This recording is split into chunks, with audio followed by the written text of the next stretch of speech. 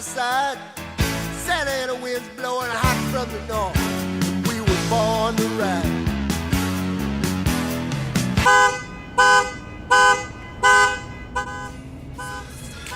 Let's talk about the crisis here in Los Angeles that is consuming us, the homeless crisis. They're the images alarming Californians. In LA, the homeless on places like the Hollywood Walk of Fame and along the iconic Venice Boardwalk. We need to stand up emergency shelters fast, and we need to do it now.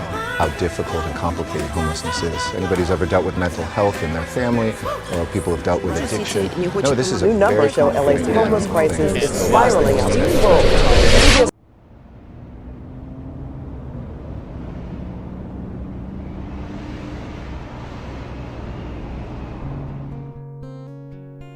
I've been homeless since 2003, and it was a choice I actually made because I really couldn't keep up with finances. I would say probably 75% of my day is spent around foraging for food, make sure that my belly is right.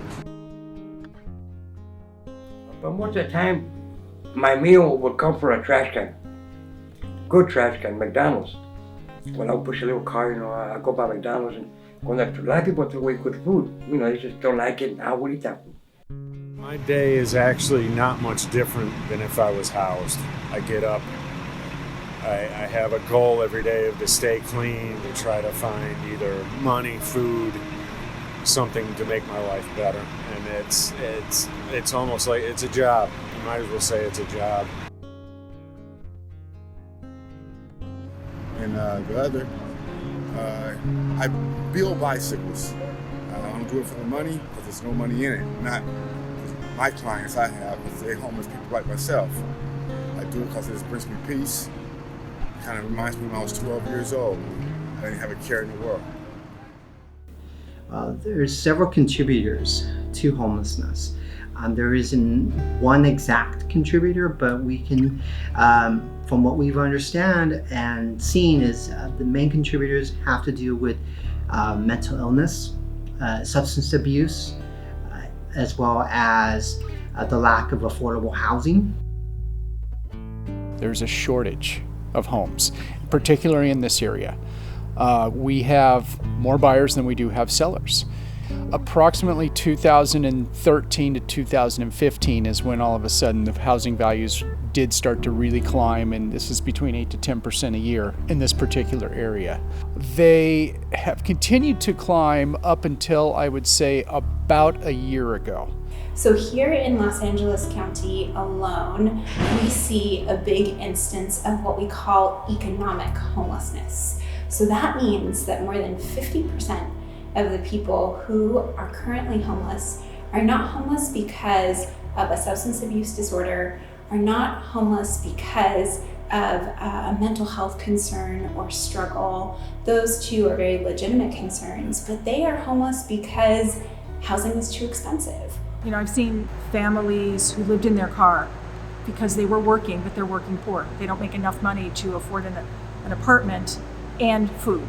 There is one thing that I pay attention to, and there's a number called affordability index. And this is where they will take what the average house price is in the area.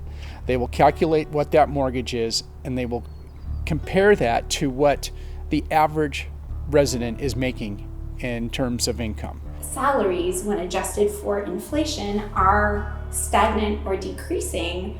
You're seeing a mismatch between what people are earning and what people can afford. Until our housing prices come down, and the one thing that drives housing prices down, just like anything, is the old economic supply and demand. If there's more supply, there's going to be more housing available.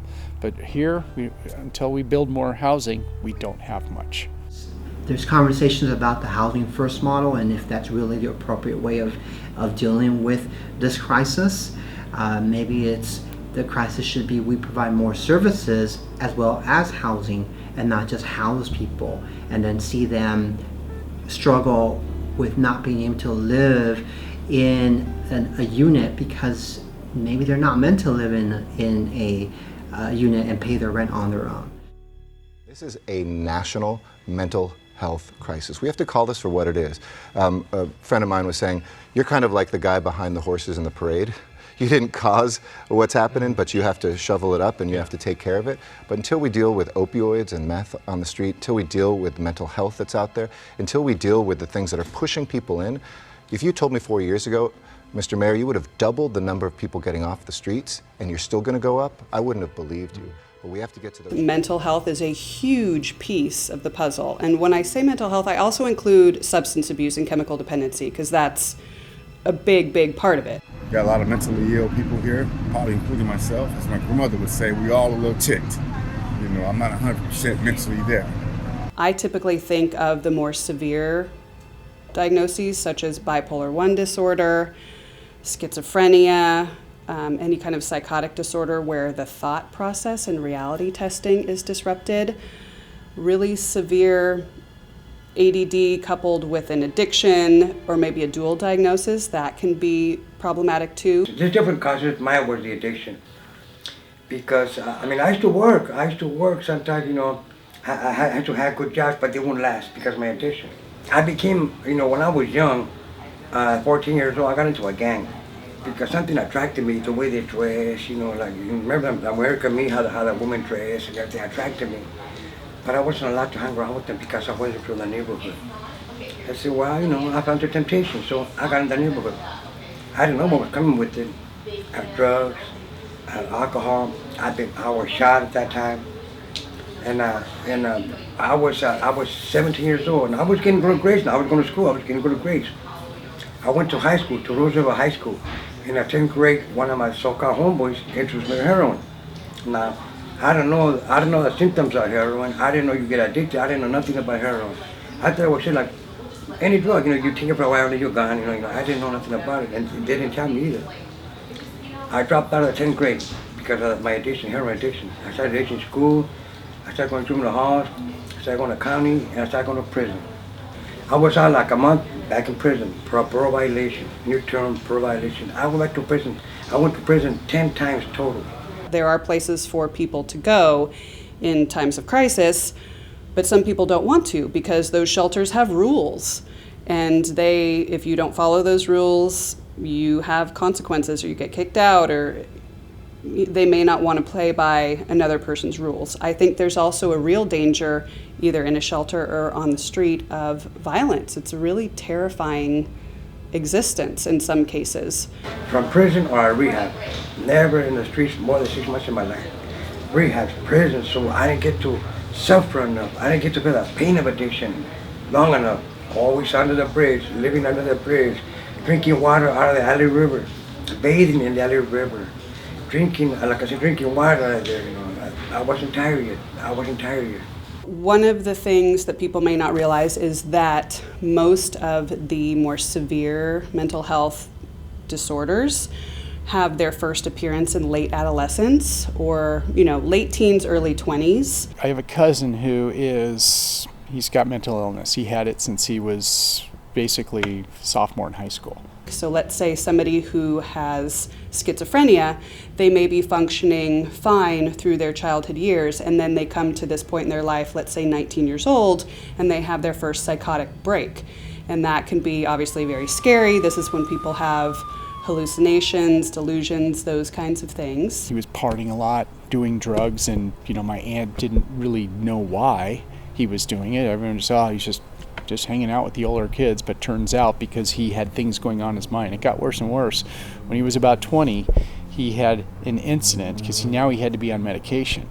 Particularly if you're struggling with a mental health issue, you do need the support of friends, family, medication, mental health treatment, outpatient, inpatient. He tried to kill somebody. And this was because he got off his meds. If he's on his meds, he's okay. And this is the same thing with most mentally ill people. If you're on the meds, you're okay. But it's really hard because people don't always want to go with the treatment program. They may not want to have medication, or maybe they forget to take medication, and so it's a hard thing to get people stabilized, keep them stabilized, and get them functioning back out in the world. But it's scary because he will always have this. And I don't know if he'll ever be able to hold a regular job. And now that he's had a past of what can happen, people are going to be like, you know, they're scared to bring him home. Reason why I think a lot of programs don't work dealing with mental illness is because it's not based in love. You know, even mentally ill as a client may be, he knows when he's loved. He or she knows when he's loved or not. So if it's not grounded in love from the start, they reject it. I go to court. A judge says, obviously, you got a drug problem. See, I've been arrested 52 times, not always convicted. I've been arrested for 52 times, the majority for drugs, possession, sales, or stealing for drugs. And so you got a drug problem. So I'm gonna drop the sales to a possession. If you want to go into a rehab, you're gonna release me with so much heroin. I went back in the holding cell, got on my knees, I cried. I said, thank you, God, you saved my life. I completed the program. I go to, and this morning, my day off, I'll go to meetings. I come to church, work with my wife, take her to weed. I go to church and feed the homeless. And now for me, like, it's never ending, you know, giving back. And people tell me, how can you do that? You feed all these people. I say, you know what, I'm only doing that. You know, I don't get paid for that. I don't want to play. I don't want to get paid for it. I do that to thank God. That's all. To thank God for my recovery, because that was my year. That's me right there. It's like eating an elephant. You do it one bite at a time. And for me, that one bite is providing a meal to somebody who might need it. I know how nasty I feel when I haven't had a chance to eat. I can't imagine not being able to eat regularly. I said I didn't want to go. I was scared. And I went down the first time, and it changed my life. It's a sense of belonging. We got a shower and sometimes some food and some clothes, and that's what we can do. It sucks to walk by, you know, seeing someone who's struggling and just being like, oh, you know, I'm just, you know, turn my head. You gotta help out and you gotta participate. This is with the Burrito Project, which I've been doing now for about 8 years. And tonight we're at Artie Sampot's house, wherein we make, at Artie's house, into a little one-bedroom apartment downtown, we'll make 300 burritos. We have hundreds of bottles of water and clothing. I went for a walk on a wind. You know, do you want this? Whatever. It's for human connection is why we're here. More than anything else, more than the burritos, more than the waters. When we actually serve food and bring food to the homeless, they receive it with joy, and they also know that someone's there for them. And sometimes we get hugs. It's an amazing time to just have a community. On such a winter's day, I went into a church. I've never once finished an evening with the Burrito Project where I've said to myself, now that was a waste of my time. Au contraire, it's very uplifting and positive, and I'm working with a great bunch of people down here. You know, if you don't want to help them, you know, don't put them down. Pray for them. Pray for them. Not everybody's bad in the homeless. I talk to people. He was a writer for a movie. You know, he used to write for movies. He's with us. And I think a movie company gave him a contract to write a movie for him, and he didn't comply, so they sued him. So that's why he's in the streets. See, so not everybody is bad. In fact, let me take that back. Nobody out there is bad. We do bad things, so it's different. So, but that's why I do it. Just to thank God. That's the only reason. I don't do it for the priest here.